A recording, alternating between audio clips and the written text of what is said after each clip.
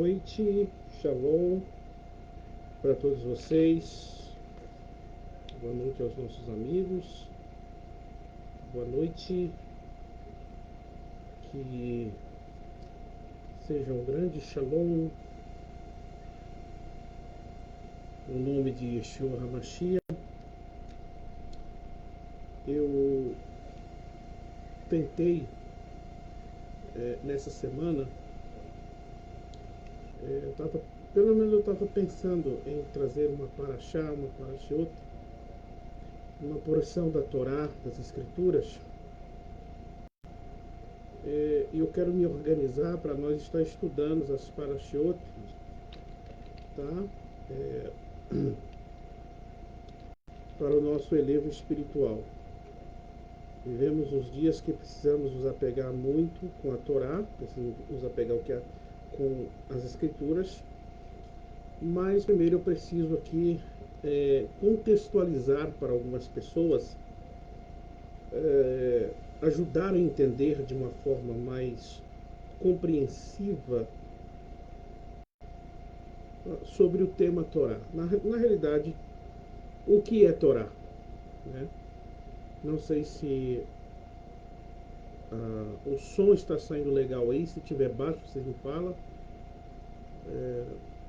Não sei como é que está saindo, mas eu vou falando. Né? Mas a gente vai seguindo. Primeiro vamos explicar o que é Torá para muitas pessoas. Eu só não vou estender muito na palavra Torá, porque é muito grande. Para vocês terem ideia, muitas pessoas acham que estudar um tema da Bíblia, por exemplo, você vai estudar um tema, o que é Torá?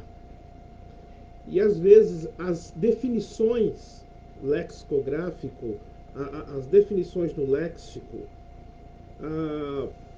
resume muito e deixa a mente das pessoas sem fruto sobre o tema, o que é Torá, né? O que é Torá? Muitos traduzem Torá como lei. O grande problema é que se você consulta um dicionário ou um léxico, definições, ele vai dar essa definição, não será a definição principal, mas ele vai trazer essa definição como lei, mas não é a definição principal. Ele vai dizer que a Torá é instrução, que vem do verbo yará, que é instrução, né? É mostrar o caminho. Então, o Torá, ele não é exatamente lei. Os nossos sábios ensinam que uma forma de definir a Torá é lei como instrução. Simples. Instrução que tem lei. Mas nem todas as instruções têm leis. Tá? Porque quando nós lembramos de lei, quando você pensa em lei, o que, o que vem em sua mente? Ah, Quando você pensa em lei, você pensa a lei que foi dado a Moisés. O Talmud, né? O Talmud, nós temos uma passagem do Talmud que diz que há 613 mandamentos, 613 leis, tá? 613 leis. Embora embora não há um consenso, né? Mas tradicionalmente nós temos até Ramban, que para facilitar, né, em questões alárrico, né, as questões da lei, uma resposta mais concreta, então ele defende que há 613 leis. E essas leis foi dado a Moisés, o seu nome é Moshe, no Monte Sinai. Foi dado a Moshe no Monte Sinai. Deixa eu só compartilhar esse link aqui, gente, rapidinho.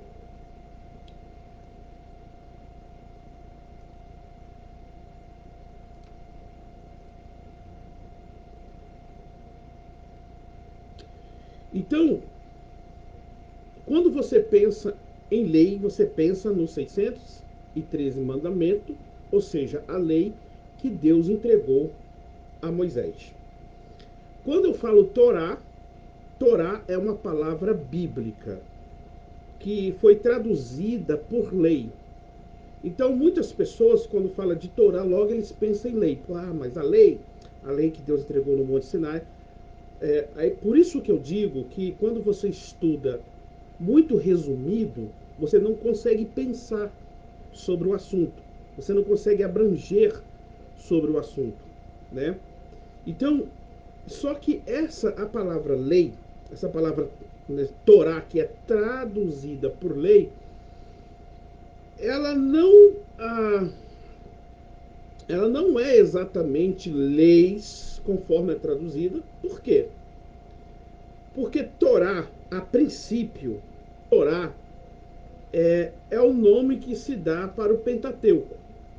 Então, qualquer pessoa que estuda, qualquer estudante, né, de teologia, ele já ouviu falar do Pentateuco. Quando se fala Pentateuco, se uma pessoa não chegasse, não saber o que é o Pentateuco, tá ruim, viu? O negócio está mais ruim, já está quase em fase terminal. É uma pessoa que não sabe nem o que é um Pentateuco. Porque Pentateuco, quando você começou, uma pessoa que começou na sua fé cristã e estudou um pouquinho nas escolinhas bíblicas dominical, já se deparou com a palavra Pentateuco. Aí você leu, foi definido que o Pentateuco, ela vem do grego, né? O Pentateuco vem do grego, que representa, o Pentateuco é o nome dado em grego para os primeiros 5 livros da Bíblia, né? Vamos lá. Então, Pentateuco é o primeiro 5 livros da Bíblia que é chamado de Pentateuco. Por quê? Porque judeus, tá? Judeus, chamado, a tradição chama 70 judeus, que nós chamamos até a versão da Septaginta, chamamos de alguns chamam Septaginta, né? É uma forma mais comum, mas a forma correta é Septaginta. A Septaginta foi uma tradução do texto hebraico para o grego, né?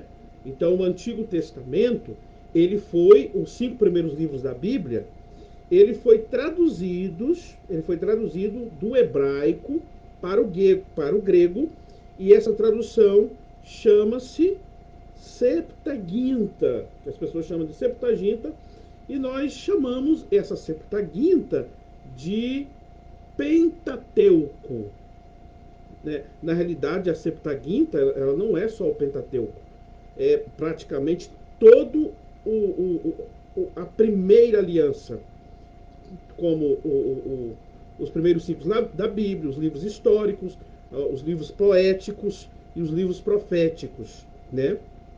E os livros proféticos. Então, mas esses primeiros 5 da Bíblia é chamado de Pentateuco, que é uma versão do hebraico para o grego. Então, essa versão foi traduzida antes mesmo de Jesus. Até Jesus, quando ele fez algumas citações, né? Yeshua era o seu nome em hebraico. Quando ele fez algumas citações, às vezes ele fez uso dessa obra do Pentateuco, tá? Às vezes Estevão fez uso também. Nós temos, por exemplo, o livro de Hebreus, que ele fez citações direto da Septaginta, entende? Direto da Septaginta. Por quê?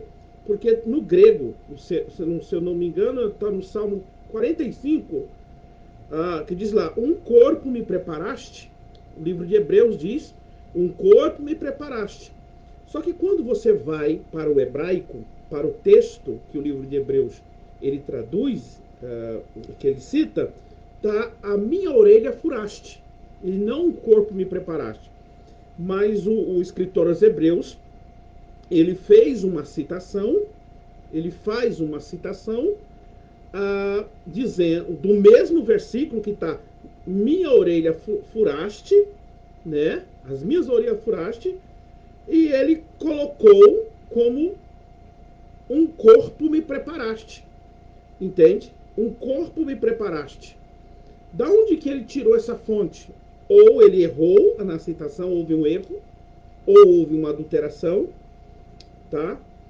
Ou ele usou a Septuaginta, porque nós temos uma versão na Septuaginta, ou seja, uma versão desse texto em hebraico para o grego, que no grego antigo está corpo.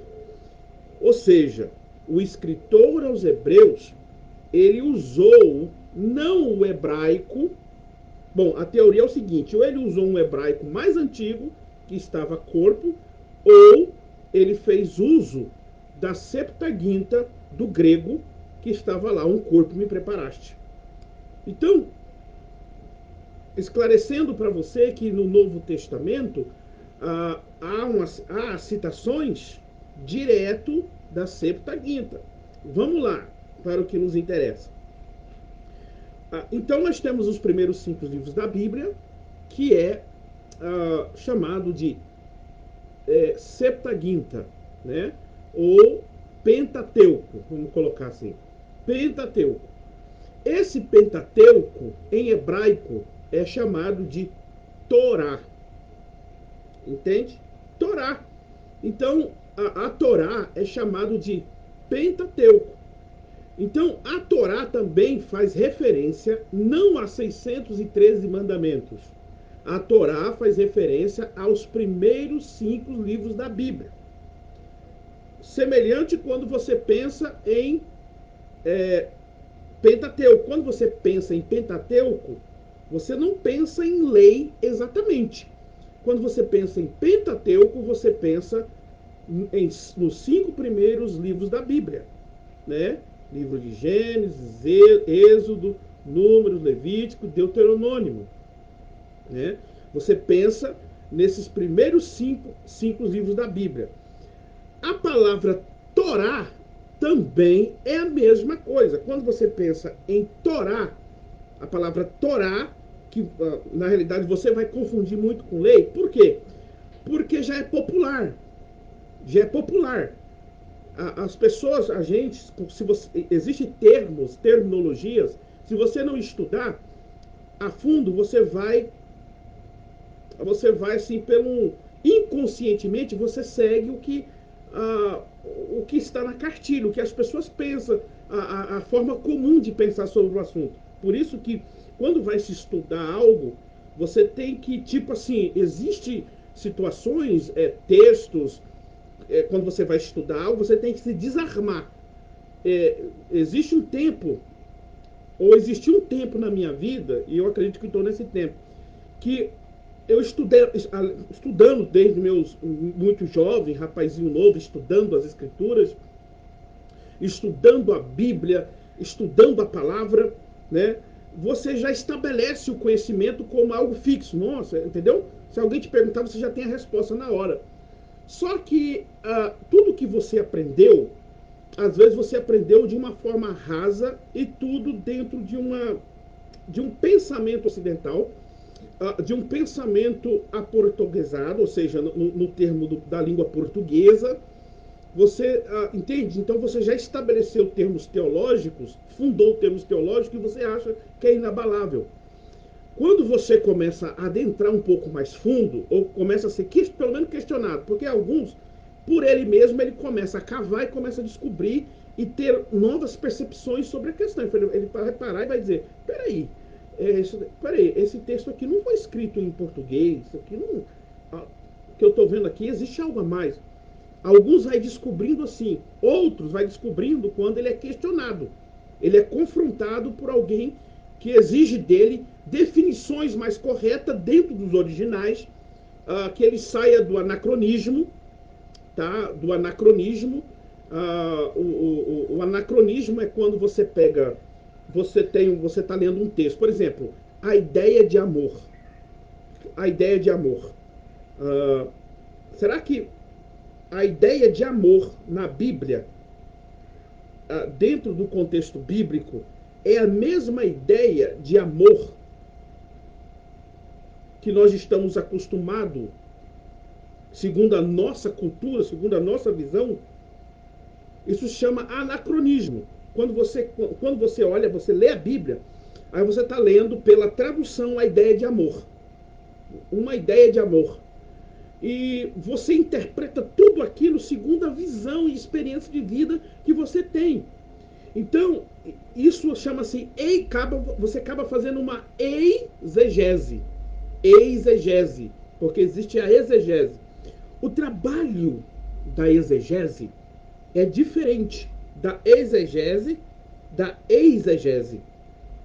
Mas o trabalho da exegese, você tem que tirar tudo isto, todo o seu, aquilo que você pensa de si mesmo, toda a sua visão, interpretar a Bíblia segundo a visão de mundo que você tem, segundo a cosmovisão de mundo que você tem. Então você tem que fazer uma viagem ao tempo, né? Viagem ao tempo, e você tem que entender o fundamento político em qual aquela personagem estava inserido, a língua que ele estava inserido, o contexto cultural, o que aquela palavra no tempo e no ano daquela personagem vivia, que aquela personagem vivia, o que essa palavra significava segundo o seu contexto, segundo o seu idioma. Então, assim, você pode se surpreender que às vezes não tem nada a ver com as nossas questões de hoje. Por exemplo, eu estava vendo um meme, esse meme foi legal.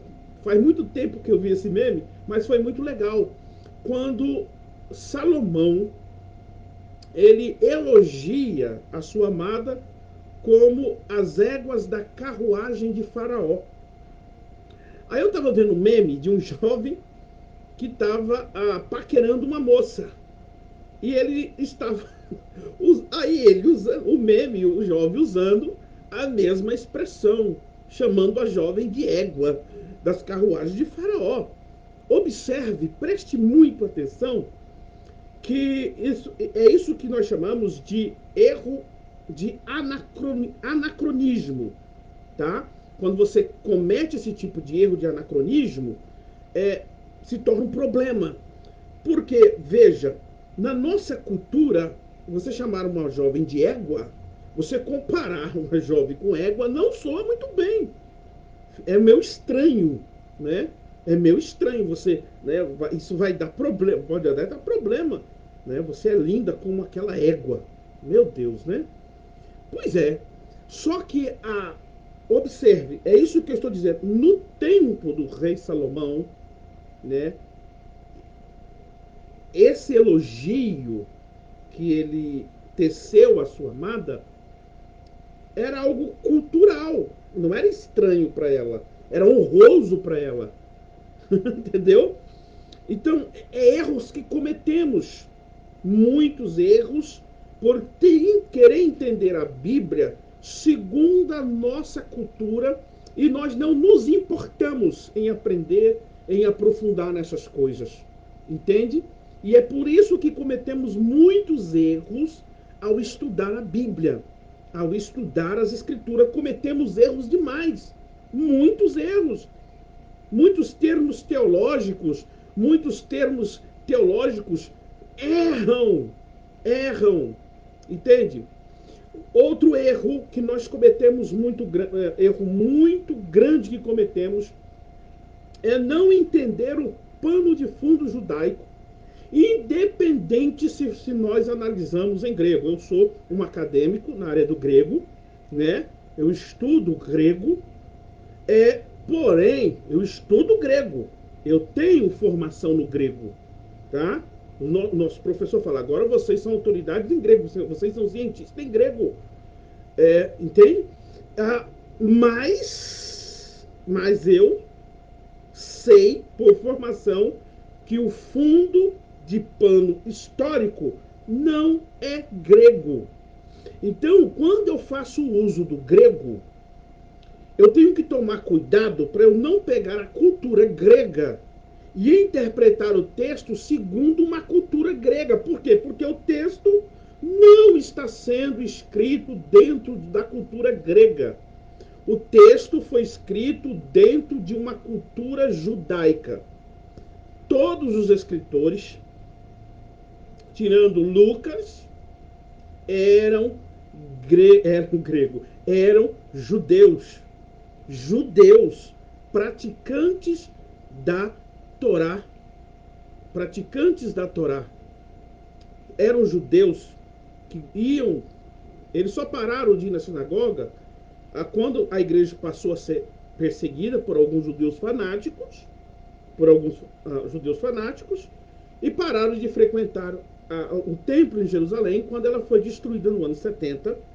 Então eles continuaram, porque eles tinham a sua reunião nas casas. Isso era comum deles ter as reuniões na casa, porém eles frequentavam as sinagogas e iam no templo. Se você ler Atos dos Apóstolos, você vai ver Paulo indo ao templo oferecer votos, né? Entende? Então, assim, eles tinham Tiago aconselhando Paulo fazer um voto, né? Fazer um voto, ir ao templo. Eles tinham o costume ainda de ir ao templo, porque eles eram judeus. Então, o texto, você faz uma análise dentro do grego, tá? Você faz uma análise dentro do grego, porém, o fundo histórico é hebraico. O próprio grego faz menções das palavras de Jesus em hebraico, lembrando que o aramaico no tempo de Jesus era chamado de hebraico-aramaico. O hebraico era chamado de hebraico-aramaico também, entende? Porque na realidade Jesus ele falava em aramaico. Por exemplo, quando diz Eli, Eli, lama sabachthani, essa palavra é uma palavra em aramaica, não é nem hebraico puramente dizendo, aramaico. Porque em hebraico está Eli, Eli, lama sabachthani. Em hebraico, Eli, Eli, Eli, Eli, lama sabá. Essa é uma expressão, essa sabá é uma expressão puramente aramaica, costumeira, aramaica. Então, no hebraico era para estar Eli, Eli, lama sabachthani. Um dia eu vi um professor que mora em Israel, e ele dá aula de hebraico. E eu vi ele ensinando, dizendo para o povo que tem um erro de tradução, na Bíblia, né? Ou seja, que essa expressão é errada porque ele leu que lá no Salmo 22, Eli, Eli, lama sabachthani, está lá sabachthani e não sabachthani. Só que ele, por ele ignorar que existe, que Jesus falava em hebraico, por não entender essas coisas, que Jesus falava em aramaico, então ele, né, ignorou que não há erro nenhum dentro do texto, porque em aramaico é sabachthani. Quando Jesus disse para aquela moça, talitakum, talitakum, essa palavra talitakum, ela não é em grego e nem em hebraico. Embora, vou repetir, o aramaico, o dialecto aramaico, era chamado também de hebraico, viu? Às vezes você vai ler um texto no Novo Testamento que fulano falava em hebraico. Só que na realidade era o aramaico, porque era chamado de aramaico, hebraico-aramaico. Tá? Às vezes essa língua tinha essas duas nomenclaturas. Então, por não conhecermos essas coisas, cometemos erro. Talitakum. Talitakum, menina, te digo, Talitakum é um nome aramaico. Também, Dorca, lá em Atos dos Apóstolos, é um nome aramaico, né? Aquele que diz Raca, Jesus disse, aquele que diz ao seu irmão Raca é réu do fogo do inferno. Raca também é uma expressão aramaica. Então, para vocês terem ideia, ou seja, você tem a Bíblia, você tem o Novo Testamento em grego, embora, né, eu tenho aramaico, o Novo Testamento em aramaico, né, eu tenho todinha em aramaico, aramaico siríaco, oriental, aramaico galileu, eu tenho todas elas aqui. Eu tenho o Novo Testamento em hebraico também, né? Eu sei que isso aí é algo que você precisa entender, explicar isso à luz para as pessoas entenderem melhor a respeito da luz da crítica textual para entender como é que funciona isto. Porém, eu tenho todas elas aqui para pesquisa, para estudar. Então, vamos lá. Falando de Torá novamente. A palavra, agora vamos voltar para o Torá, né? Então, já expliquei para vocês que mesmo que fazemos uma análise, pois eu trabalho com exegese bíblica, eu faço o meu trabalho de exegese bíblica, toda exegese, todo exegeta precisa ter conhecimento dos originais, tá? Para fazer exegese, dominar exegese, para saber o que está falando, precisa-se conhecer original. Meu irmão, seja pastor, seja quem for, ele fala, eu estou fazendo exegese. Quando ele fala exegese, mas se ele não domina a língua grega nem o hebraico, né, porque pelo menos para ter uma exegese completa, a pessoa tem que conhecer o hebraico e o grego, né, e o aramaico também.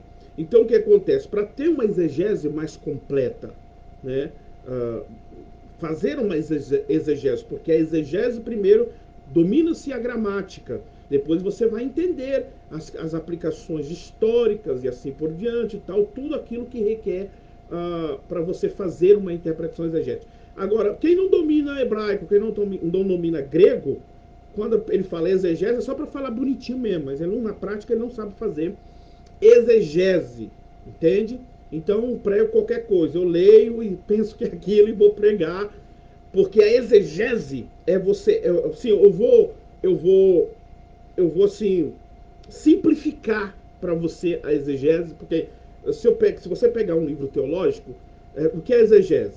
Ele traz uma explicação do que é exegese. Se pega outro, ele traz outra explicação do que é exegese. Todas elas todas elas têm verdades, é claro, né? Mas para você ver que há muitas facetas para tentar explicar o que é exegese. Mas eu vou definir o que é exegese para você. Exegese é como se eu entrasse, eu fazesse uma transportação à linha do tempo, né? Eu ia lá no tempo do escritor, aquele que escreveu, né? E soubesse o tempo político, o que estava acontecendo para ele escrever aquilo, qual era o estado emocional dele, qual era os termos em gramáticas e contexto cultural, ou seja, eu tenho que fazer uma viagem e resgatar tudo isso e tirar tudo para fora. Então eu não posso inventar nada, eu não posso ler o texto, simplesmente pregar aquilo por não. Exegese dá muito trabalho. Exegese dá trabalho. Entendeu? Como Paulo diz, aqueles que se fadigam na palavra, ou seja, a pessoa se fadiga. Entende? Na nossa sala de aula, a gente temos que apresentar textos de interpretação exegética para o nosso professor, trabalhos exegéticos de síntese, né, morfossintática de um texto. Eu mesmo já fiquei até 4 horas da manhã estudando. 4 horas da manhã estudando, para dar conta de tudo, de outras coisas que eu faço. Mas lá eu vejo o irmão falar, pastor, professor, me deu canseira, viu, para fazer isso aqui. Eu fiquei até 2 horas da manhã estudando. Até 2 horas da manhã estudando. Para vocês perceberem que não é brincadeira. Exegese, um cientista bíblico, uma pessoa que leva a sério a interpretação da Bíblia, ele não prega para pregar bonito, ele não ensina para fazer agenda, ele não é pregadorzinho de agenda, entendeu? É um compromisso que você tem com o texto bíblico, é um compromisso que você tem com a verdade. E exegese, outra coisa, a exegese vai confrontar muito com o seu dogma. E não se engane, não. Às vezes você chama de doutrina, que na realidade é dogmas. O que é dogmas? Né? Dogmas é aquilo que Paulo chamou de legalismo. Legalismo. Contextualizando a ideia de Paulo, até a ideia de Jesus, que Jesus disse,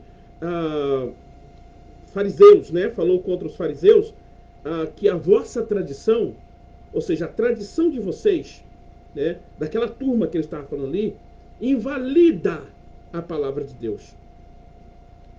Agora, você acha que o fariseu, ele tinha em mente que a tradição dele era contra a palavra de Deus? Não. Para eles, aquilo que ele estava ensinando era uma interpretação tirado da lei. Só que não, entendeu? Era chamada a cerca da Torá. Isso está no Talmud, né? Não que há errado, pelo amor de Deus, quando vocês ouvir a palavra cerca da Torá, não leva essa nomenclatura para não leve essa nomenclatura de uma forma pejorativa. Existe algo interessante a respeito da cerca da Torá. Deixa eu ver aqui. A teoria do calvinismo do que todo ser humano já nasce destinado fatalmente ao lago do fogo ardente e ao paraíso tem base bíblica? Não tem. Não tem base bíblica não, meu querido. Tá? Não tem não. A doutrina da predestinação, a fatalista, como você colocou aí, fatalista, não existe dentro da Bíblia Sagrada. Tá? Entendeu? Não existe. Não existe. Entende? Isso não existe. Isso é uma loucura falar isso. Que existe um texto mal interpretado, por exemplo. Existe soberania dentro da Bíblia? A doutrina da soberania? Existe sim a doutrina da soberania de Deus. Soberania de Deus é quando nada, né? É quando meu óculos aqui. Meu Deus. A soberania de Deus, a soberania de Deus quer dizer, traz aquele sentido que Deus governa todas as coisas, ou seja, nenhuma folha cai senão a permissão de Deus. Isso é a soberania divina. Então, assim, nós interpretamos que Deus, tudo é determinado por Ele. Veja, isso é meio complexo. Por quê? Porque a soberania de Deus, o livre-arbítrio, é a prova da soberania divina. Se Ele é soberano, ou seja, o livre-arbítrio de um homem escolher a resposta ao Evangelho, ao homem dar uma resposta ao Evangelho, isso foi uma determinação da própria soberania divina. Isso confirma a soberania divina. Porque a soberania divina, os atributos de Deus, não é só soberania. A gente não pode desenhar um Deus deformado. Deus não é só soberania. Assim como Deus não é só amor. Assim como Deus não é só juízo. Já pensou se você imaginasse que Deus era só juízo? Se Deus fosse só juízo, estava todo mundo condenado. Se Deus fosse só amor e não tivesse atributo da justiça, né? Imagina. Ia virar uma anarquia, né? Todo mundo salvo. Não existiria juízo. Eu estaria livre para fazer todo o mal que eu quisesse e depois aceitaria o amor de Deus. Deus me ama do jeito que eu sou. Negativo. Então Deus, ele não é só soberano. A soberania de Deus não está baseado, não tem como sentido carrasco. A soberania de Deus está fundamentado no amor dele. Então ele nos concede livre-arbítrio para responder o Evangelho. Entende? Essa doutrina da soberania de predestinação, ela não é bíblica dessa forma que os calvinistas nos apresentaram, porque ela teve uma formulação com Agostinho, tá? O católico Agostinho. Na realidade, quem a formou foi um católico, Agostinho. Então veio João Calvino e abraçou essa ideia, né? Então, assim, cara, é um debate interminável. Agora, existia uma época na minha vida, um tempo na minha vida, que eu ficava, se você ficar nesses grupos com esse debate, tu vai ficar perturbado com isso. Então, tem que mudar o disco, viu? Entendeu? Eu mudei o disco. A Bíblia não está só em volta de predestinação, da doutrina da predestinação, da soberania. Tem uma tonelada de coisa para estudar, né? Então, assim, e eu vejo pessoas que só ficam nessa linha aí e nunca saem dela mais. Mas a doutrina da predestinação, dentro das escrituras de Efésios, da predestinação, está fundamentado na presciência divina, tá? Presciência divina, quando você vê lá Pedro, pela presciência divina, quando ele usa presciência divina, ele usa um termo grego, que é primeiro o que traz a ideia de quando o médico ele vai lá e examina. Eu vou jogar um texto que eu escrevi aqui, já tem um tempo, um trabalho de exegese, eu vou escrever aí, eu vou colocar aqui, depois você dá uma olhadinha aí para você ver como funciona a predestinação, a mecânica da predestinação dentro da doutrina bíblica. E quando Paulo em Efésios também usa a ideia de predestinação, tá? A ideia de predestinação não é individual. Ele estava dizendo com a comunidade. Entendeu? Se eu sou igreja, a minha predestinação é o céu. Se eu me mantenho fiel, a minha predestinação é o céu. Mas a partir do momento que eu saio da condução que me leva ao céu, entendeu? Eu saio da predestinação, entendeu? Então, assim, é toda uma mecânica que precisa se entender. Então, vamos voltar aqui para o assunto de Torá, para o assunto da Torá. Então, falando da Torá, a palavra lei dentro da Torá, ela é muito mal interpretada. Quando se fala Torá, a pessoa só pensa em lei. Mas como eu falei sobre Pentateuco, o Pentateuco, a palavra Pentateuco, quando você lembra da palavra Pentateuco, o que você lembra? O que te ensinaram? Até mesmo nas revistinhas das escolinhas bíblicas dominical, né? Que são os primeiros livros, os 5 primeiros livros da Bíblia. Não é isso? Torá, você já começa entendendo assim também. Entendeu? Então, essa ideia que Torá é lei, ela é estranha no sentido correto da palavra. Entende? Então, Torá, ela é os 5 primeiros livros da Bíblia. Por isso que Jesus disse assim: eu não vim abolir a Torá. Está escrito lei. Você vai pegar na sua biblinha, capítulo 5 de Mateus, versículo 17 ao 19. Jesus disse: eu não vim abolir Torá, como falante de aramaico. Ele não falava só aramaico, ele falava hebraico também. Qualquer judeu falava aramaico e hebraico já no tempo de Jesus. Eram os 2 idiomas comuns em Israel. E Jesus dizia: eu não vim abolir Torá. Eu não vim colocar um término no que Moisés, no que Deus deu a Moisés. Eu não vim dizer, interpretando, né, o que Jesus disse. Eu não vim colocar um fim na Torá, na revelação das Escrituras, dos 5 primeiros livros da Bíblia. É isso que ele está querendo dizer. Entende? Eu não vim colocar, mas eu vim completá-la. O que significa isso, completá-la? Essa linguagem, essa terminologia, completá-la, não era uma linguagem única de Jesus.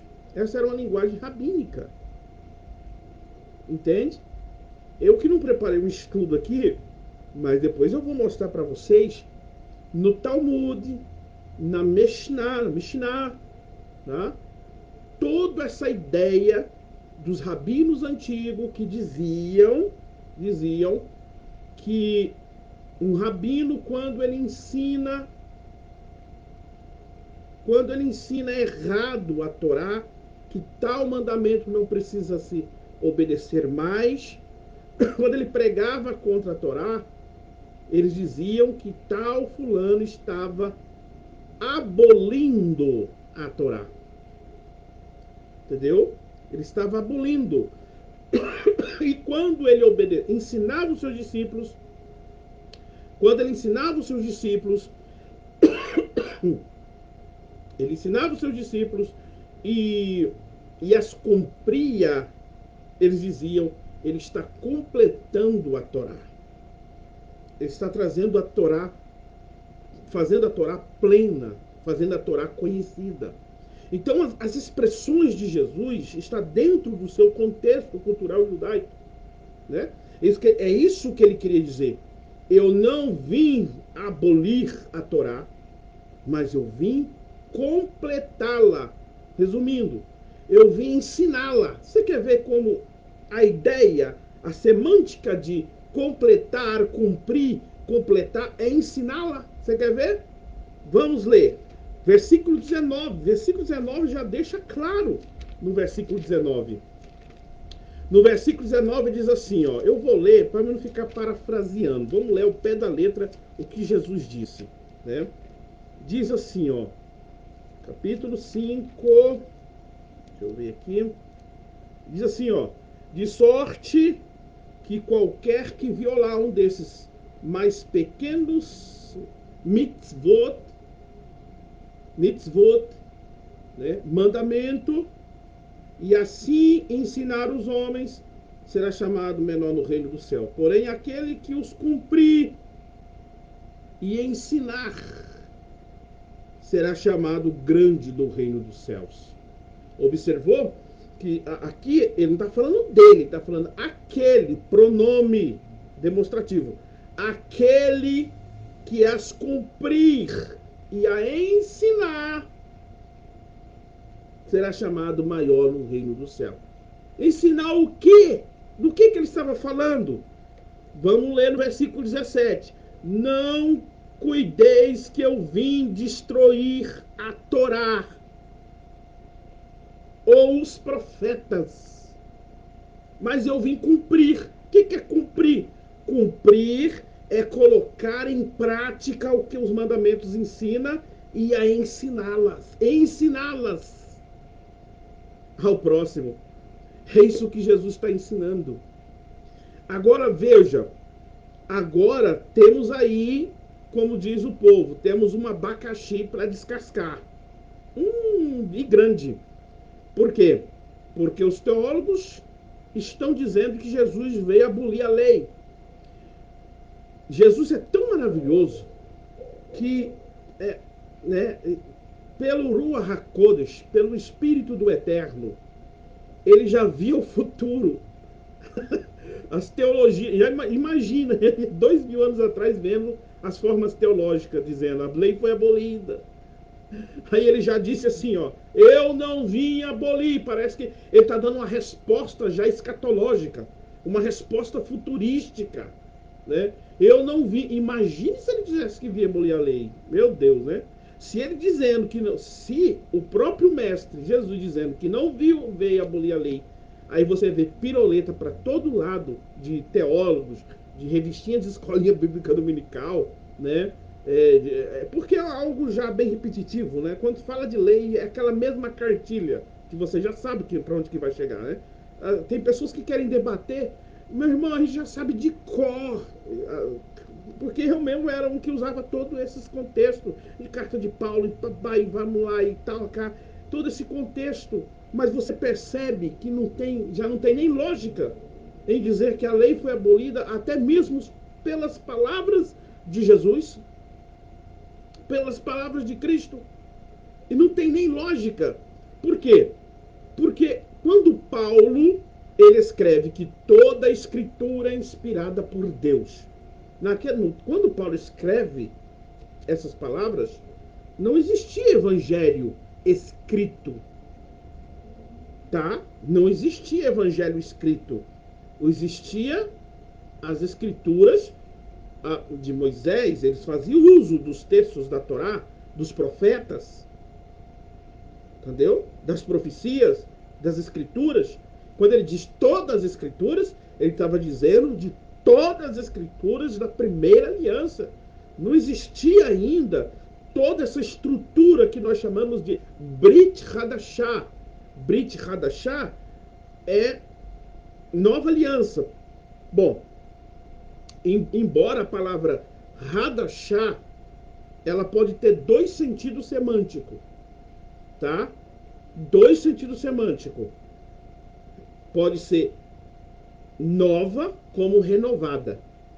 Esse é o sentido lexical da palavra. Então, porque se você pegar a palavra Brit Hadashah, tá? E se você buscar essa palavra Hadashah, em hebraico, em outros contextos, quando, por exemplo, o salmista diz renova em mim, renova em mim um coração, ou me dá um coração renovado, é a mesma expressão de Brit, de Hadashah.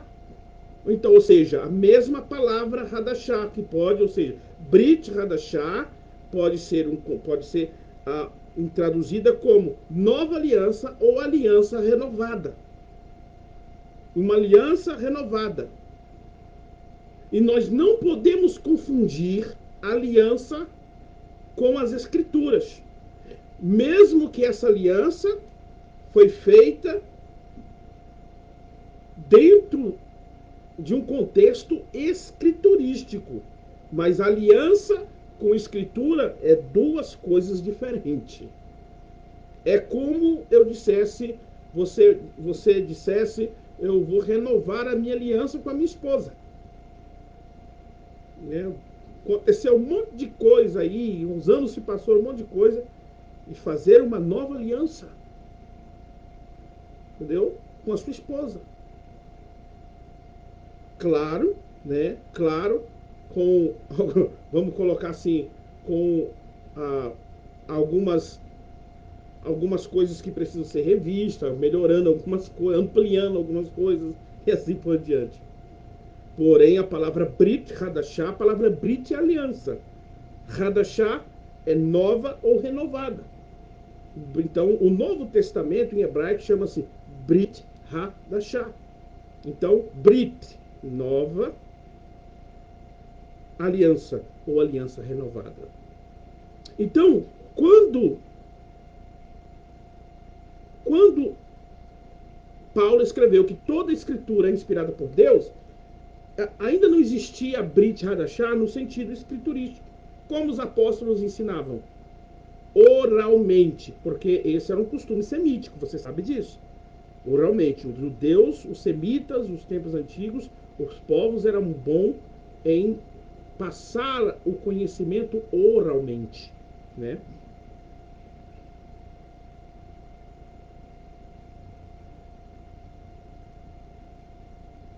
Aí, ó, entendeu? Isso, aí, ó, isso mesmo. Quando você pensa, é isso aí que eu tô falando. Quando você pensa em Torá, não é lei exatamente como as pessoas dizem. Torá é o Pentateuco. Assim como você pensa, quando você pensa em Pentateuco, você pensa em lei? Não. Quando você pensa em Pentateuco, você pensa nos primeiros 5 livros da Bíblia. Entende? Beleza? A definição da palavra Torá seria lei como instrução. Então, por exemplo, vamos simplificar para você entender. A Torá, ou seja, dentro desses 5 livros, tem leis? Sim,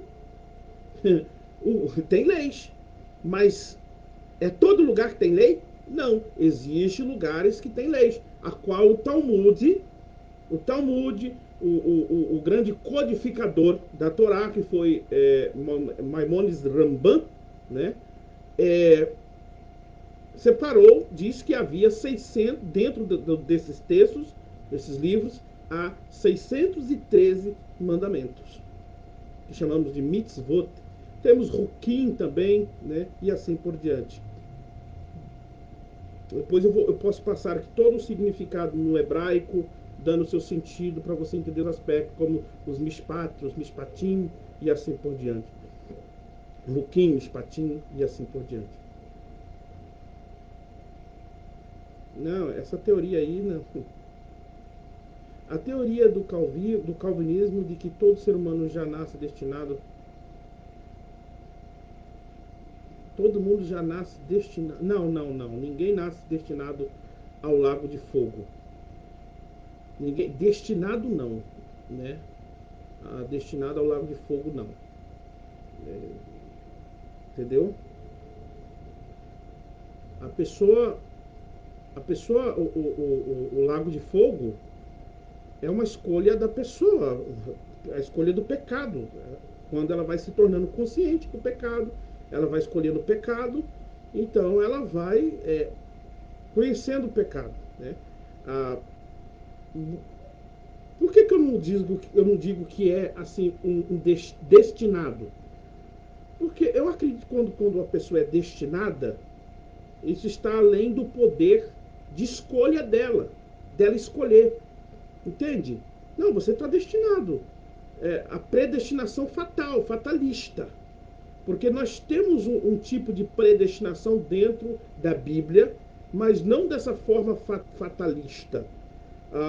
Bom, por exemplo, fulano predestinou o seu caminho. Ele negou tanto a Deus. Você já olhou para uma pessoa? Eu já olhei assim, por exemplo, existem situações que você olha assim, você diz, essa pessoa já selou o seu caminho, né? Que, por exemplo, já selou o seu caminho, né? Nesse sentido, ele selou o seu caminho, ele tomou a escolha e você percebe realmente que essa pessoa não vai voltar atrás. Ele escolhe aquele caminho, mas não que foi uma determinação divina, né? Dele escolher aquele caminho. O lago de fogo é uma resposta ao pecado obstinado do homem. Essa é a resposta do lago de fogo. Mas dizer que o homem já nasce predestinado, não, negativo. Entende? Não tem nada disso não. Entendeu? Acredito nisso não. Então vamos lá. Torá, gente. Nós estamos misturando os assuntos. Então vamos lá. Então falando de Torá, explicando a respeito de Torá, a Torá são os primeiros 5 livros da Bíblia. E só para você ter uma ideia, quando você diz que Jesus aboliu a lei, porque Jesus disse eu não vim abolir a Torá. Aí, veja, nós dizemos que Jesus aboliu a lei, só que Jesus ele fez citação da lei, muitas citações do Tanar. Por exemplo, nem só do pão viverá o homem. De onde que ele tirou isso? Ele tirou isso lá da Torá. Se Jesus aboliu a lei, é simples. Nós poderíamos radicalmente determinar que essas palavras não têm mais validade. Ela não tem mais validade. Por quê? Porque Jesus aboliu isso já. Não, mas ele citou no Novo Testamento, né? Que alguns dizem, ele citou no Novo Testamento. Ele citou no Novo Testamento, porém, antes dele morrer na cruz. Antes dele ser crucificado. Né? É assim que muitos dizem. Porque quando você indaga alguns, não, mas isso aí foi até ele morrer na cruz ainda. Blá, blá, blá. Né? Entendeu? Só que outro erro muito grande que nós cometemos, é dizer que a lei foi abolida na cruz e nós fundamentamos essa palavra, fundamentamos esse conceito em Colossenses, né? Em que ali ele crava, em que Jesus cravou no madeiro o nosso escrito de dívida. Então, esse escrito de dívida, os intérpretes falam que é a lei. Paulo não está falando da lei. Paulo está falando das nossas dívidas. E quais as nossas dívidas? Os nossos pecados, não a lei. O que foi cravado na cruz foi as nossas dívidas. Foi a nossa sentença. Foi o nosso juízo. Não foi a lei de Deus, não foi as escrituras. Então observe. Então um erro vai levando outro erro, tá? Um erro vai levando outro erro. Então falando de Torá, a Torá existe mandamentos, tá? Ou Respondendo outra pergunta que eu já sei que surge na mente de muitas pessoas. Ah, mas quem consegue obedecer 613 mandamentos? Né? Tá, mas não existe nenhuma palavra, nenhuma ordem, nenhuma lei dizendo que você precisaria obedecer 613 mandamentos. Isso não tem lógica. Entendeu? É como você, no Brasil, você obedece todas as leis do Brasil? Existe lei para as mulheres, você é mulher? Existe lei que é dada para a mulher, você vai cumprir lei que é para a mulher? Claro que não. Existe lei que é para criança. Você vai cumprir lei que é para criança? Aquelas leis vai se aplicar a você? Claro que não. Existem leis que são para autoridades, por exemplo, para governadores, para presidente. Então aquelas leis vai servir para você? Claro que não. Por isso que lei se estuda. Por isso que se estuda lei. Por isso que existe a jurisprudência para saber como se aplica as coisas. Entende? Assim é a Torá. Existem aspectos da Torá que não é para você cumprir. E não é porque você não é judeu, não é só porque você não é um judeu. Mesmo existe judeus, que existe leis dentro da Torá que não é para ele cumprir. Por quê? Porque às vezes é uma lei dada a reis, é uma lei dada para juízes, é uma lei dada para o criadores de gado, é uma lei. Então, ou seja, os 600 chamados 613 mandamentos é distribuído, é estudado, é aplicado para cada ocasião, é algo a ser estudado, contextualizado. Por isso que Torá se estuda para entender. Não é eu pegar a lei, quem obedece a lei, quem desobedece a lei. Não é assim que funciona. As pessoas cometem muito erro grotesco dentro da Bíblia. Eu não os condeno, por quê? Porque eu também, meu Deus, eu também era assim. Entendeu? Por exemplo, quando diz que mudou-se sacerdote, mudou a lei. De que lei que ele estava falando? Ou seja, qual era a ordem da Torá, ensino da Torá que ele estava falando que foi abolido? Que foi cumprido no Mashiach. Ele estava falando de levar animal para ser sacrificado. E também ser intermediado por sacerdotes. Ele não estava falando que mudou-se a lei de Moisés, que mudou-se agora para Jesus, que tudo é... Não, ele estava falando de um contexto específico. Específico. Um judeu agora, em Jesus, crendo no seu sangue derramado, crendo que Jesus morreu e ressuscitou, ele não precisa levar cordeiro dentro de um templo para obedecer. Porque essa lei se cumpriu, se realizou, se completou em Jesus. E tem mais umas discussões aí, eu não vou levantar porque eu sei que muitos não estão nem preparados para isso. Muitos não estão nem preparados para isso, para explicar lá no livro do profeta Ezequiel, do príncipe da linhagem de Davi, falando do reino milenal, que estava oferecendo novilhos para explicar por que nas profecias dos profetas, no reino milenar, o templo será levantado e será oferecido sacrifício. No reino milenar, né?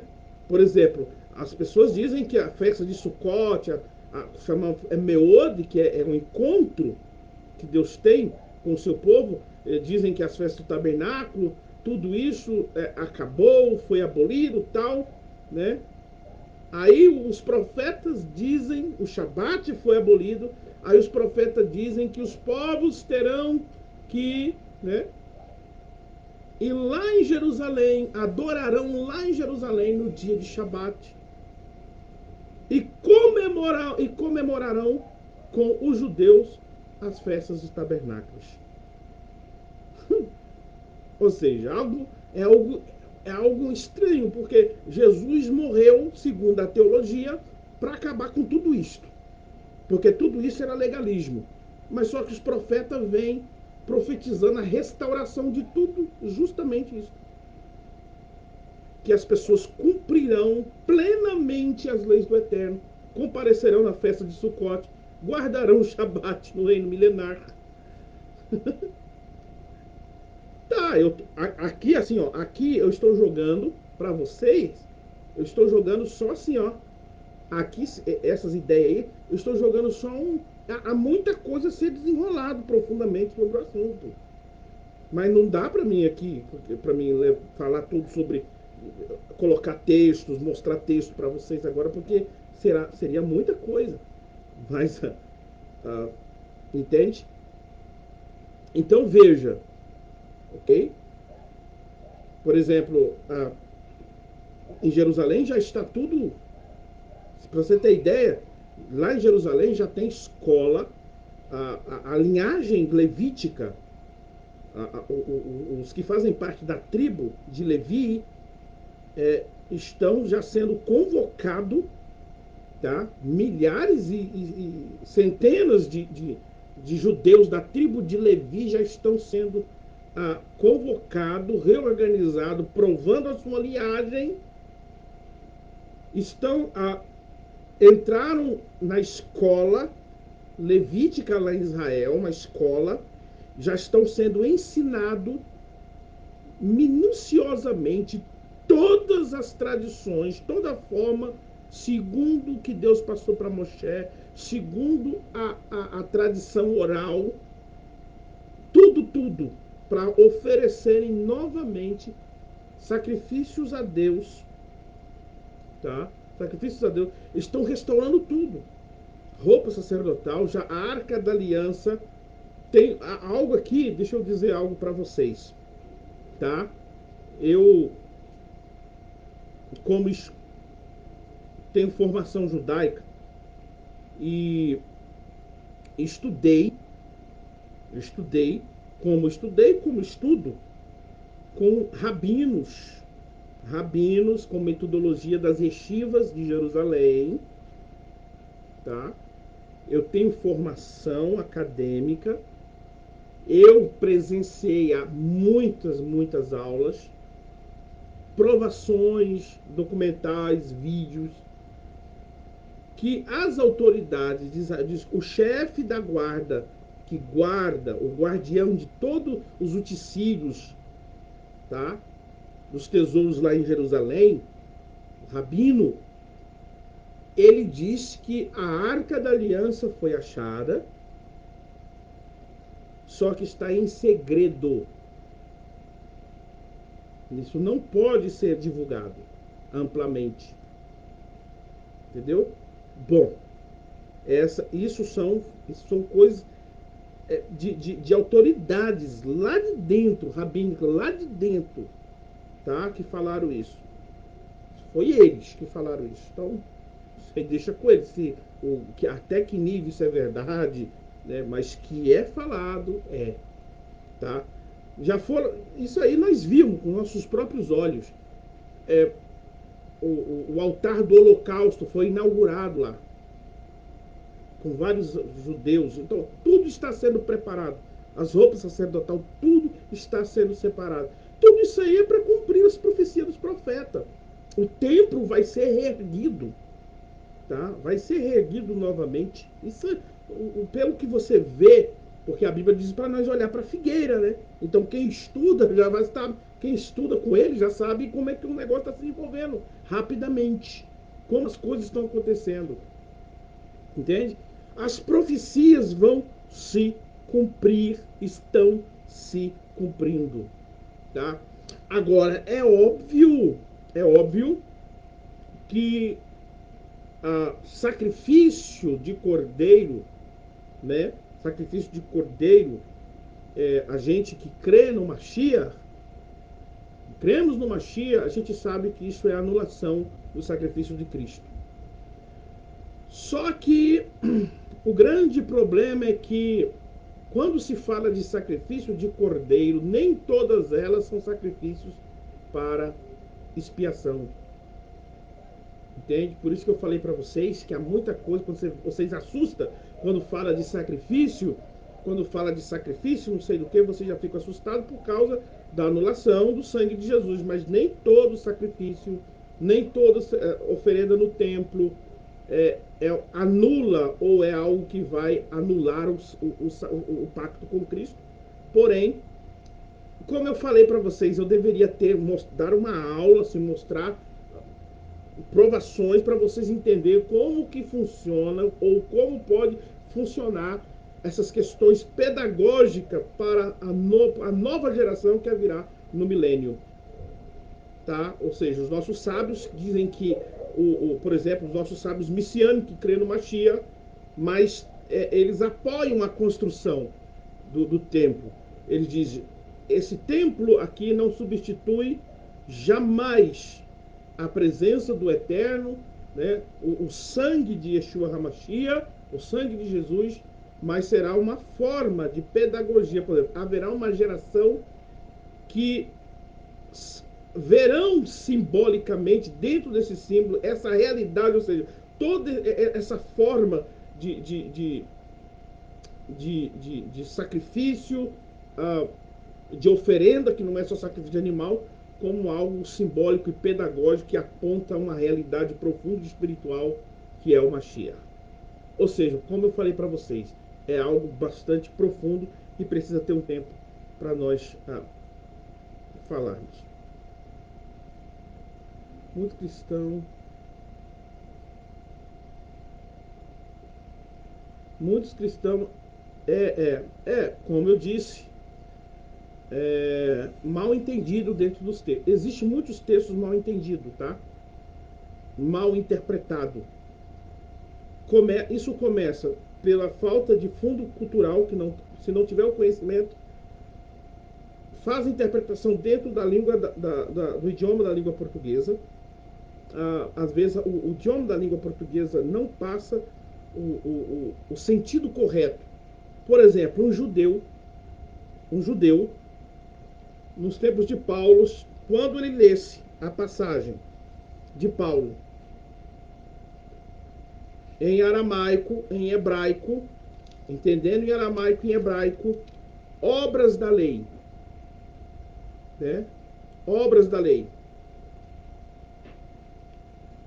Porque Paulo usa essa palavra, as obras da lei, as obras da lei. Olha a expressão, obras da lei. Quem conhece, quem trabalha dentro da cultura judaica, qualquer estudante que inicia, ele já aprende o que significa as obras da lei. Quando Paulo fala das obras da lei não tem nada a ver com Torá. Gente, entendeu? Não tem nada a ver com Torá, quando Paulo fala obras da lei. Então, agora imagina, se muitos cristãos, muitos irmãos não sabem nem entender o que é Torá, conforme eu disse. É só você fazer uma análise Pentateuco com Torá. Porque muitos pensam que Torá é lei. Imagine que as pessoas não sabem as coisas básicas dessas. A própria teologia. Irmão, você já estudou teologia? Eu tenho um monte de livro teológico aqui, ó. Aqui, ó. Teologia eu tenho um monte aqui, ó. Entendeu? Um monte. Aqui. Muito obra de teologia. Minha vida toda estudando teologia. Aqui, ó. Você quer a teologia reformada? Aqui, essa aqui é a teologia reformada também, ó. Tá todo rasgado aqui, olha aqui pra você ver. Mas depois eu vou mandar fazer uma capa para ela. Isso aqui é a teologia reformada, ó. Calvinista. Entende? Então, minha vida toda, desde o início, estudando teologia. Mas é muita obra aqui de teologia. Muita obra de teologia. Vamos ver o que está guardado aqui.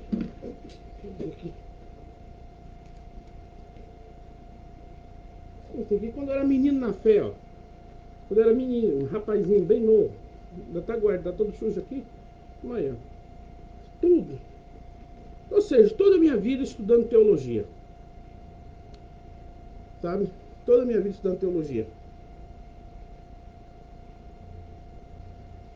A teologia não sabe fazer, você vai ver, não sabe explicar os termos de Torá correto, né? Vai fazer interpretação de texto, faz uma bagunça por falta de um conhecimento linguístico dos termos hebraicos, da cultura. Na própria teologia faz essas bagunças, gente, mas é muita bagunça na própria teologia. Agora veja, o povo, né, eles repetem, a fé deles, a resposta apologética deles está em que tudo que a pessoa vai tentar explicar é aquilo que ele aprendeu. Entende? Aquilo que ele aprendeu. Se ele se ele ler algo, aprender errado, é óbvio que ele vai passar convictamente, ele vai estar convicto, mas erradamente, às vezes sem saber. Entende? Sem saber. Então, agora, quando Paulo fala das obras da lei, as obras da lei não está falando da lei de Moisés. Quando Paulo fala de legalismo da lei, Paulo não está chamando a lei de Moisés de legalista, gente. As pessoas não entendem isso. O que Paulo está chamando de legalismo são os terabanã e as obras da lei. Terabanã é mandamentos dos rabinos. Que eu não quero, repito novamente, eu não quero que vocês tenham como não, não, não forme um conceito pejorativo da palavra cercas da lei. A cerca da lei, ela tem uma lógica dentro dos contextos, porque os rabinos que montaram a Mishnah, que pegaram a lei oral que Deus entregou a Moisés, né, e começou a compilir, a escrever, que nós chamamos do tratado da Mishnah, eles pegaram toda essa lei oral, né, e quando você vai ler o Talmud, nós temos a Mishnah, Talmud, e temos a Guemará dentro do Talmud, né? A Guemará. Quando você acaba chamando tudo isso de Talmud, né? Mishnah tal, mas a Mishnah é todo esse conhecimento da tradição oral para que não viesse se perder essa tradição oral, porque já no tempo do Rabino Yehudá, que fez essa compilação da Mishnah, eles iam perder todo o peso da tradição, porque o templo foi destruído, entende? A nação começou a ser espalhada, eles iam perder a sua tradição. Então, os rabinos foram sábios, né? Entendeu? Foram muito sábios, então eles já pegaram e pegaram todo esse peso da tradução e colocaram na obra, colocando como obra da Mishnah, né? Chamada Mishnah. Então, o que acontece? Então, o que acontece? Eu acabei esquecendo da linha de raciocínio que eu estava falando. O que acontece? O Terabanã, tá? O Terabanã era mandamentos de rabinos. Tanto o Terabanã, cerca da lei, tudo expressão judaica. Terabanã, cerca da lei, Terabanã mandamentos de rabinos, cerca da lei e obras da lei. Tudo tem uma ligação que você precisa entender. Nada disso está falando da lei de Moisés, mas de mandamentos de rabino, tradição. Jesus chamou de tradição, ou seja, são várias nomenclaturas. O que significa, quando eu disse para você não ter o termo cerca da lei como pejorativo, e também nem toda a tradição, viu, gente? Pelo amor de Deus, tudo que eu estou falando aqui sempre busca equilíbrio. Nós temos que não seja radical com as coisas, busca equilíbrio. Jesus não era contra toda a cerca da lei, porque existia pontos da cerca da lei que havia uma lógica, uma aplicação dentro da Torá escrita, né? Ou seja, por exemplo, Deus disse a Moisés que era para o povo ter cuidado, né? Ter cuidado com as palavras do mestres. Por quê? Porque Deus entregou a tradição oral para os mestres. Só para você entender o que significa tradição oral. Para você dizer, gente, mas não é, é só escritura, é só escritura. Por exemplo, sola escritura é uma piada. Tá, irmão? Sola escritura é uma piada. Isso aí é a mentalidade de um evangeliquez na sua mente do século que ele vive e tal, buscando alguns conceitos da Idade Média. Mas dentro do judaísmo, dentro da mente de Jesus, não existia só a escritura, tá? Dessa forma. Por quê? Porque eles tinham a tradição oral. Jesus seguia a tradição oral. Por exemplo, aonde tem na lei que para participar da Páscoa tinha que ter vinho? Era uma tradição que está na Mishnah, dos sábios. O vinho representando redenção. Mas não existe nenhum mandamento da Torá, da lei de Moisés, que deveria ter, tomar vinho como redenção, que representando redenção. Isso foi uma tradição. Entende? E Jesus seguia essa tradição, porque tinha um poder simbólico que se tornou um símbolo profundo para nós até hoje, representando o sangue do Cordeiro. Mas na lei de Moisés, no Pessa, como Jesus, ele participou do Pessa, na Páscoa, conforme a lei judaica, né? E ele distribuiu o vinho. Aonde tem vinho, aonde tem mandamento de Moisés colocar vinho dentro das escrituras, vinho como símbolo de redenção, não existe. Isso era tradição. Entende? Jesus compareceu na festa de Hanukkah. Isso mesmo, quando ele diz lá, vinde a mim, eu esqueci justamente quando ele diz lá que eu sou a luz do mundo, tal, a passagem. A festa de Hanukkah, né? Quando os judeus lá no tempo de Macabeu receberam o milagre, então eles estabeleceram um dia, né, chamado festa de Hanukkah, para celebrar a vitória que Deus deu para o seu povo, o milagre lá das luzes acesas.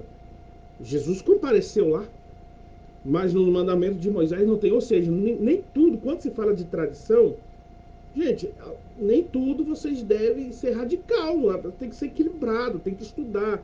Quando você estuda, entende, então eu achei que era meter o pé bicudo em tudo que é tradição. Não, Jesus não era tudo. Paulo não era contra toda a tradição, embora ele fazia crítica a tradições que violavam a lei. Você quer ver tradições que violavam a lei? Entendeu? Comer sem lavar as mãos no dia de Shabat. Aonde Moisés proibiu alguém pegar um milho no campo no dia de Shabat comer. Aonde Moisés, porque o ponto era esse, que Jesus estava comendo, além de ser no dia de Shabat, dia de sábado, e Jesus estava comendo sem lavar as mãos. Os fariseus estavam condenando Jesus, porque ele estava comendo sem lavar as mãos. Existia um ritual lá, e existia um ritual que tinha que lavar as mãos tantas vezes. Aonde está na lei de Moshe? Aonde está na lei de Moshe que você tem que lavar as mãos tantas vezes para comer? Para comer o milho. Ou que comer um milho, você tá com muita fome, tem uma roça que você não pode comer milho. Não existe isso na Torá. O que a Torá condena é você pegar uma sacola e sair roubando milho lá. Aí sim. Agora, para você comer, tá com fome. É isso que Jesus debatia com os apóstolos, com os fariseus. Essas eram as tradições absurdas dos fariseus, os terabanã, os mandamentos pesados, que invalidavam até a lei. Invalidava até a lei. É isso que Jesus condenou eles. Então, quando Paulo fala sobre obras da lei, é justamente esses tipos de mandamentos pesados, legalistas, que invalidava o verdadeiro caminhar de um discípulo dentro da Torá. E essas leis impediam até mesmo o gentil ter uma compreensão melhor do Mashiach, de Yeshua. Então, por isso que Paulo tinha que ficar repreendendo alguns judeus que eram legalistas. Isso até alguns pontos da lei mesmo. Por exemplo, circuncisão. Eles queriam pegar um novo convertido e circuncidar ele, dizendo que isso importa para a salvação. Aí Paulo diz, não, circuncisão não importa para a salvação. Mas Paulo nunca foi contra a circuncisão. Circuncisão, por isso que ele disse lá no capítulo 2 ou 3, 2, de Romanos, ele diz lá, qual é a vantagem da circuncisão? Ele diz, muitas. Aí Timóteo, ele foi lá e circuncidou, até porque também, claro, Timóteo era uma filha de judia, a avó dele era uma judia, era judeu, mas observe, as pessoas pegam um versículo na Bíblia e lê lá, porque quem circuncidar está negando o evangelho, né? Mas aí vai Paulo e circuncida Timóteo. Será que Paulo entrou em contradição com o que ele ensinou? Não, Paulo não entrou em contradição. É você que não sabe interpretar o texto. Porque Paulo nunca pregou contra a circuncisão. O que Paulo pregou é o seu envolvimento, é a sua relação com todos esses termos de uma maneira errada. É isso que ele ensinou. Por exemplo, ele mesmo diz em Romanos que quem se circuncida é obrigado a guardar toda a lei. Então, quando um gentil ele chega a uma posição, gentil é aquele que não faz parte de Israel. Então, ele está admirado, ele está encantado, ele está estudando o Torá. Então, ele quer guardar os mandamentos. Então, por exemplo, hoje, um judeu, ele não circuncida um gentil que chega lá na sinagoga, estuda alguns dias com ele, aí ele não vai chegar lá e, eu quero circuncidar, ele vai chegar lá e vai circuncidar a pessoa.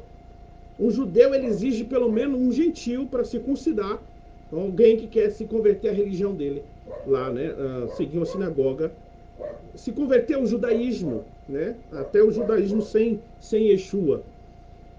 Essa pessoa vai ter que ficar 3 ou 4 anos. Para que ele tem que ficar 3 ou 4 anos? Ele tem que aprender o que significa circuncisão. Ele tem que aprender o que significa guardar a Torá.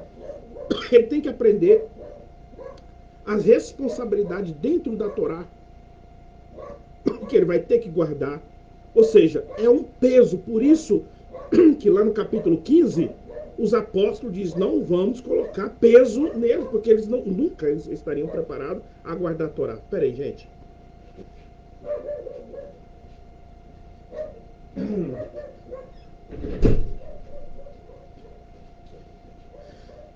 Cheguei.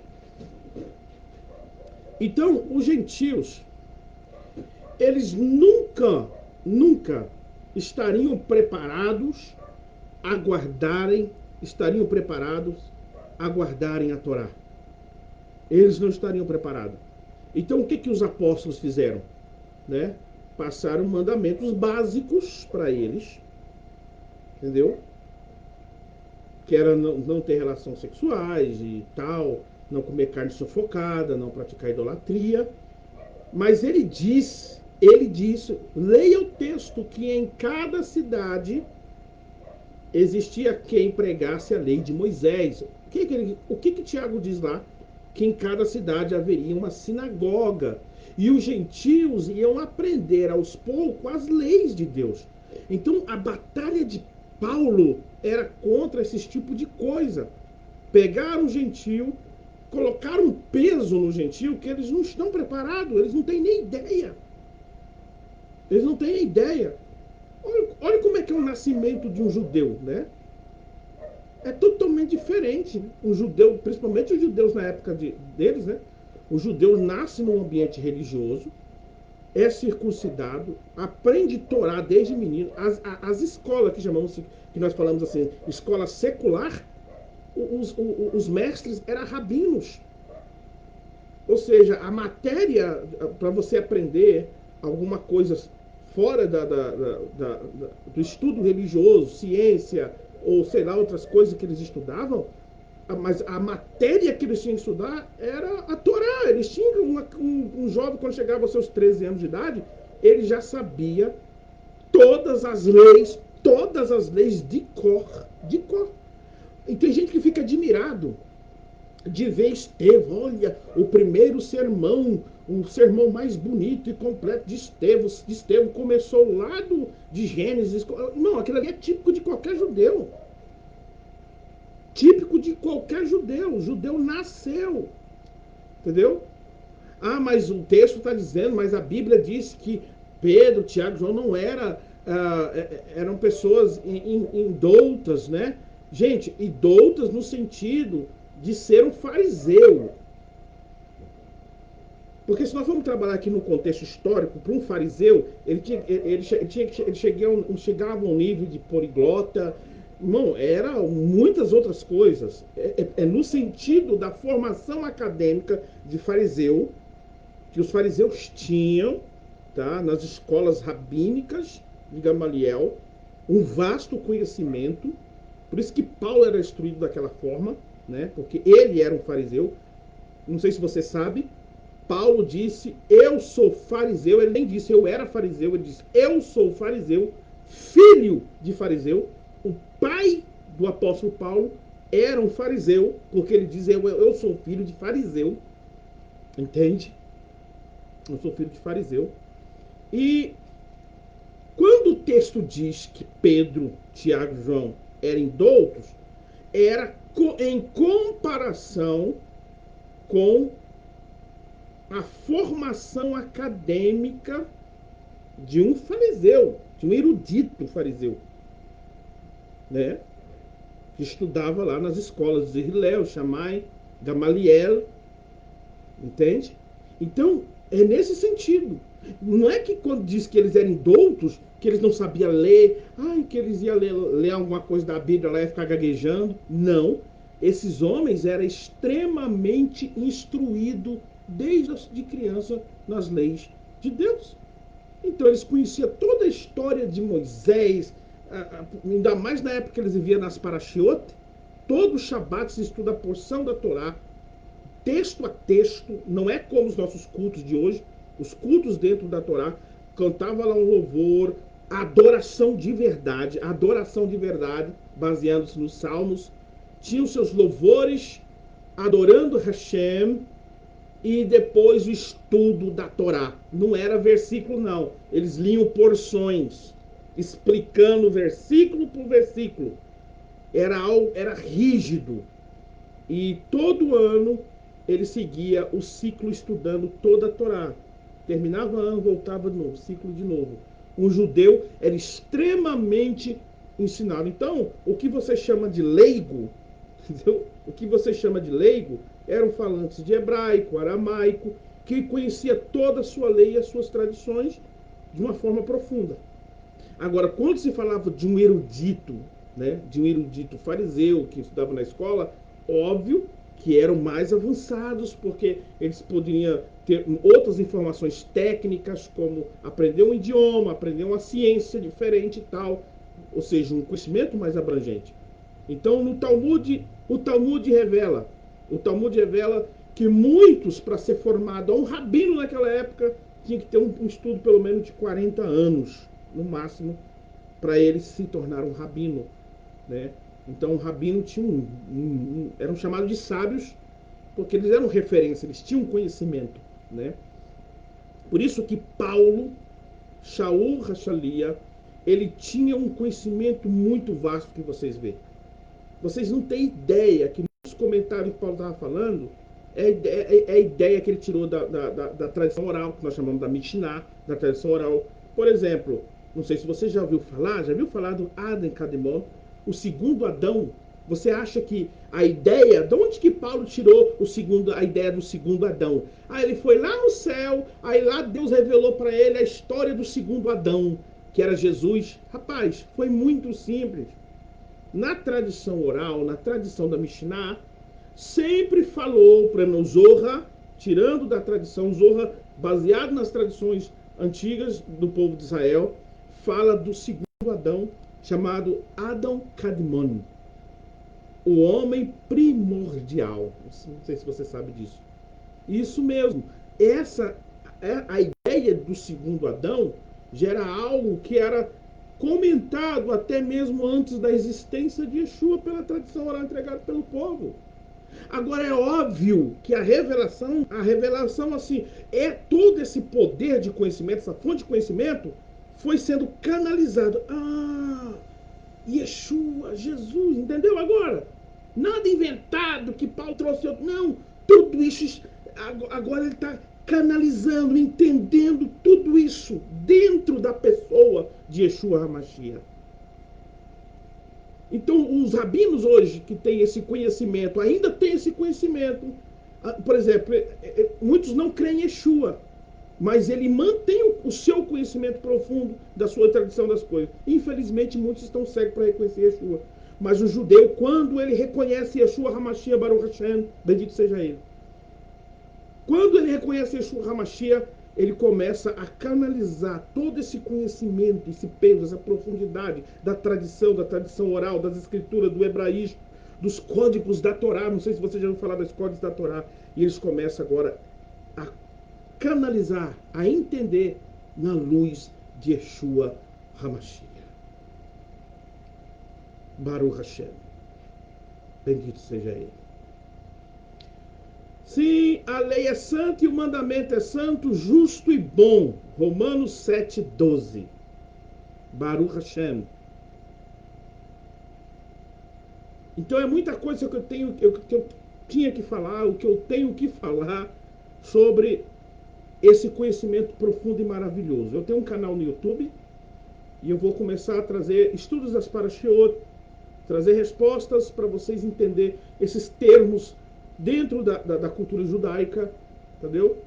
Se você quer se aprofundar, vocês que têm desejo de se aprofundar dentro da cultura judaica, que quer se aprofundar na Bíblia, entendeu? Tirar, por exemplo, a aguinha com sopa. Tem gente achando que a teologia, não sei do que é. Teologia é aguinha com açúcar. Eu não vou desprezar a teologia, não desprezo a teologia, tá? Não.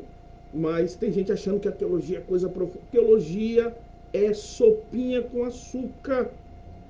Quando você conheceu realmente o contexto judaico, a interpretação dos apóstolos, dentro do contexto judaico, grego, pode ser no grego, entendendo com pano de fundo o Novo Testamento judaico, você vai mergulhar em mares que você nunca pensou em mergulhar. Então veja, amados, então nós temos todo esse peso de revelação. Por exemplo, James, como é que é o nome daqueles James e Jambres, né? O nome daqueles feiticeiros. De onde que Paulo tirou o nome desses feiticeiros? Da onde? Será que Paulo inventou o nome? Paulo inventou o nome daqueles feiticeiros que confrontaram Moisés? Não, meus queridos. No Targum de Ionatas, que é uma tradução do hebraico para o aramaico, pelo pseudo Ionatas, ele deu nome a esses personagens. E Paulo, nós temos, quem tem o Targum? Eu tenho o Targum. Eu tenho o Targum aqui inteirinha. O Targum de Ionatas.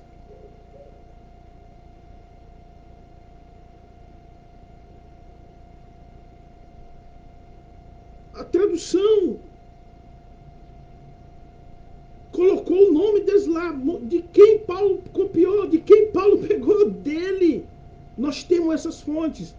Então a gente acha que Paulo simplesmente foi lá no século XX. Sim, Paulo recebeu revelação, mas a revelação baseada no entendimento daquela tradição, das escrituras, da tradição do povo, agora entendendo dentro de um contexto, conforme a teologia chama, que é essa é bonita, cristocêntrica. Isso sim foi bonito.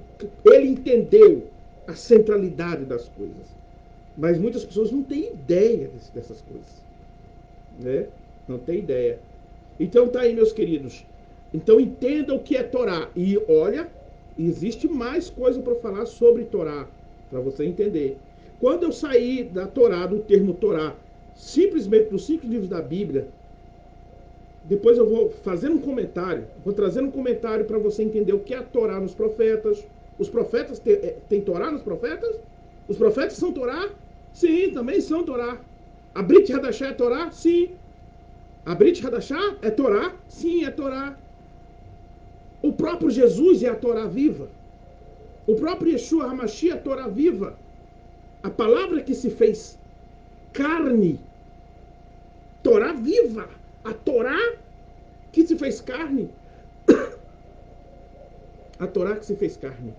Mas é muita coisa, amor. Que o Baruch Hashem, que o Eterno abençoe todos vocês. Beleza? Eu tenho um canal aqui. Eu tenho um canal que eu tô começando a... Eu tinha um, mas aquele... Eu acabei perdendo a senha dele. Por mais que tinha lá mais de 1.000 pessoas inscritas, quase 2.000, 2.000 pessoas quase. 2.000 pessoas inscritas, mas aquele canal tinha alguma coisa lá, não sei se estava hackeado, não entendeu? Tava estranho. Mas eu perdi o número daquilo lá. Eu abri outro canal. E estou começando agora novamente o canal do zero, tá? E nós vamos colocar muita questão boa lá, muitos assuntos para você entender todo esse contexto, para que o Espírito, para que o Eterno venha ampliar a obra que ele já está fazendo, tá bom? Que o Eterno abençoe todos.